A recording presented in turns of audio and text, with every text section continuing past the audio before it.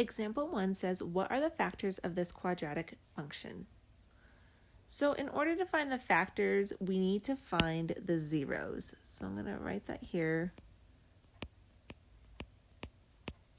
We need to find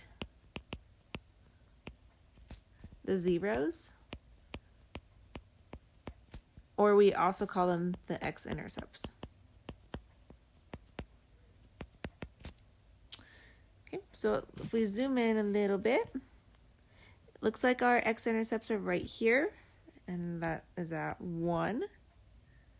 Then right here, let's see if that's 3, this is at 5. So our zeros, or our x-intercepts, are at 1 and 5.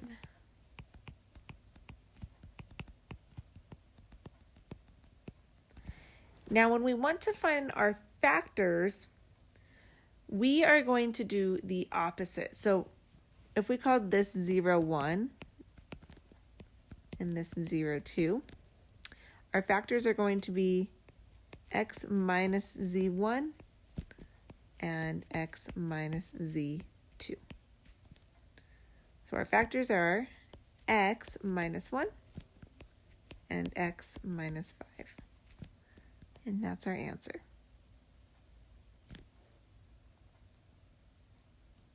So it's just the opposite sign of wherever your zeros are. So if they were right here and right here, they would be x plus 4 and x plus 2, since they're the opposite. We want the opposite signs. That's example 1. Let's go down to example 2. And example 2 is going kind of backwards from example 1. Example 2 says, if the factors of quadratic function g are x minus 9 and x plus 5, what are the zeros of function g?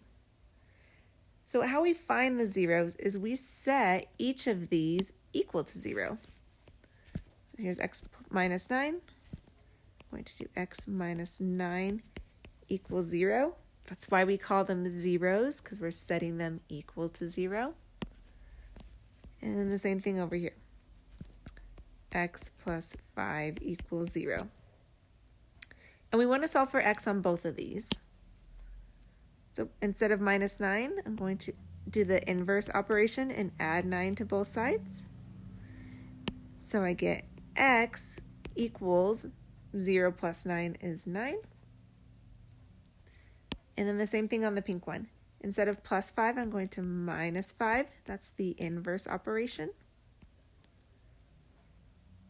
My 5's cancel out, and I get x equals 0 minus 5 is negative 5.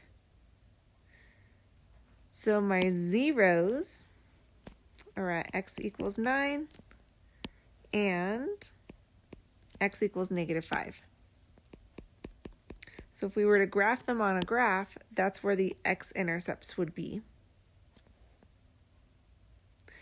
And it makes sense because the opposite of these, so if I were to do x minus 1 equals 0, add 1, x equals 1, that's where one of my x-intercepts is. And if I were to do x minus 5 equals 0, plus 5 on both sides, x equals 5, and that's where my other x-intercept is.